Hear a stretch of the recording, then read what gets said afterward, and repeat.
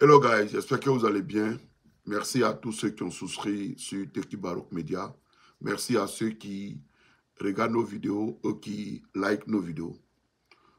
Aujourd'hui, nous allons parler de la Côte d'Ivoire.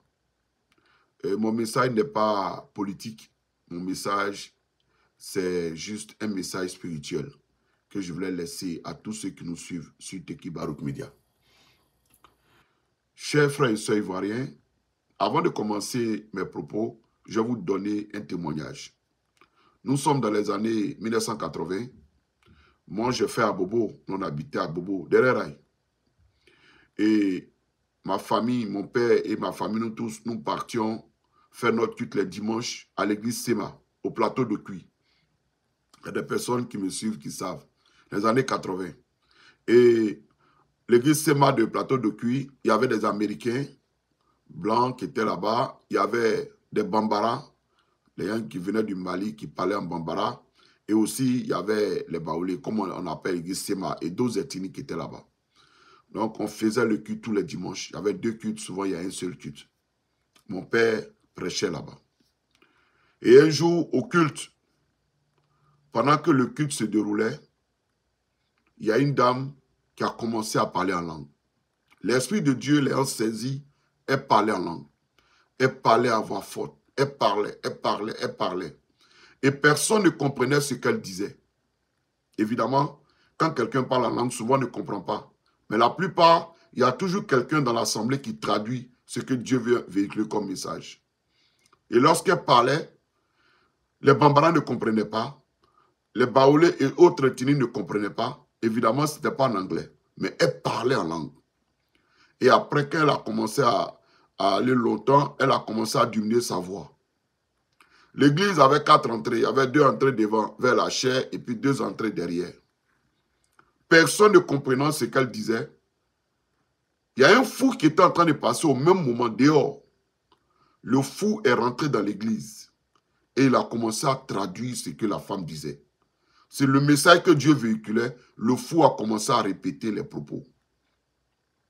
Quand le fou a fini de répéter que la femme a arrêté, le fou est sorti. Les gens le regardaient et puis le fou est parti. Je vous dis ça pour dire que Dieu, il parle. Dieu communique. Dieu, il passe souvent par des langues quand on est saisi de l'Esprit de Dieu. Ou souvent, il passe par ses serviteurs pour annoncer quelque chose, des événements. C'est pour cela qu'on parle des prophètes. Mais quand on finit de dire ça, souvent il faut changer pour ne pas que ces choses arrivent. Et je pense que pour la Côte d'Ivoire, c'est de manière spéciale. Je vous l'ai dit, c'est plus fort. Pour les vrais Ivoiriens, d'autres c'est plus fort. J'ai dit plusieurs fois dans mes vidéos que 2025 ne sera pas comme 2020, comme 2015. Au début, les gens voyaient ça du côté politique.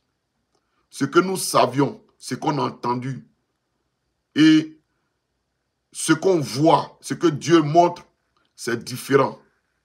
C'est pour ça qu'on a annoncé depuis longtemps ces couleurs. Chers frères ivoiriens, Dieu va agir sur la Côte d'Ivoire cette année-là. Et ceux qui se croient des dieux, ceux qui se croient intouchables, les plus puissants, ils vont tomber. Ils vont tomber. Il a dit dans sa parole qu'il n'est pas un homme pour se dédire. Dieu n'est pas un politicien pour dire quelque chose le matin et puis à midi il ne fait pas. Non, ça c'est pas Dieu. Nous ne le disons pas aussi pour effrayer les gens, mais on le dit parce que c'est ce qu'il enseigne, c'est ce qu'il va faire.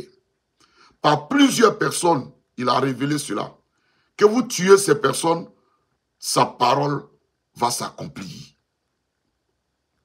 Je sors encore pour vous dire que Dieu va agir sur la Côte d'Ivoire. Cette année, Dieu va agir sur la Côte d'Ivoire. Et rien ne va l'arrêter parce que c'est lui qui est le Dieu. Les Ivoiriens sont allés trop loin. Il a envoyé ses messagers depuis longtemps qui parlent. Personne ne l'écoute. La Côte d'Ivoire est devenue comme le temps de Noé, où les gens commettaient le péché, où les gens commettaient de l'abomination. Dieu a parlé, ils n'ont pas écouté, il a frappé. La Côte d'Ivoire est devenue comme le temps de Noé. C'est ce que je voulais véhiculer comme message. Sans toutefois effrayer quelqu'un, je voulais vous le dire.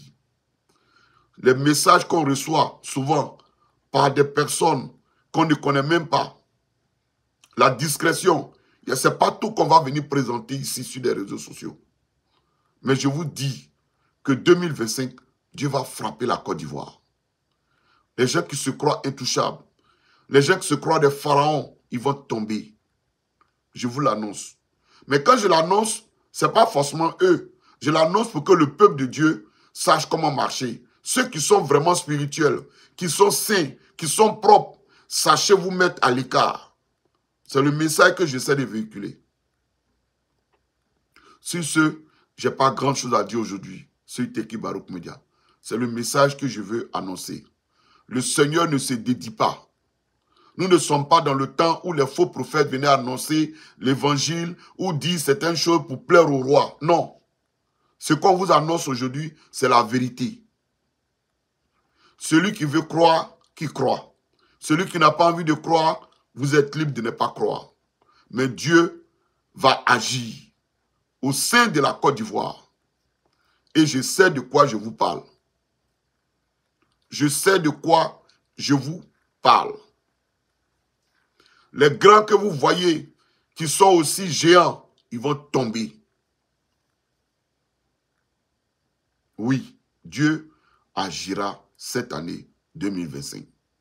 Ce n'est pas le meurtre des prophètes. Ce n'est pas le meurtre des évangiles.